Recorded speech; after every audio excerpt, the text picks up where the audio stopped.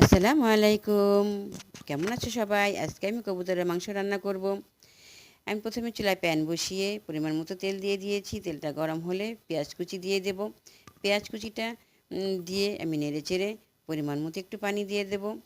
পানিটা দিয়ে নেড়েচেড়ে আমি 1 চামচ হলুদের গুঁড়া, 1 চামচ মরিচের গুঁড়া এবং স্বাদ মতো লবণ দিয়ে দেব।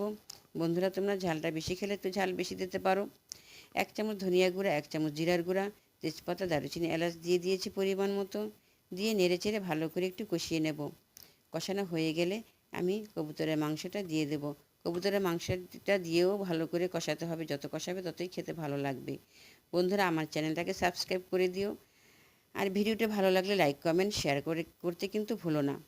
তারপর আমি পরিমাণ মতো পানি দিয়ে দেব। পানিটা দিয়ে নেড়েচেড়ে 2-3টা কাঁচামরিচ দিয়ে দেব। 2-3টা কাঁচামরিচ দিয়ে নেড়েচেড়ে আমি ঢাকনা দিয়ে ঢেকে রাখবো 10 মিনিটের মতো। কবুতরের মাংস হতে সময় লাগবে না।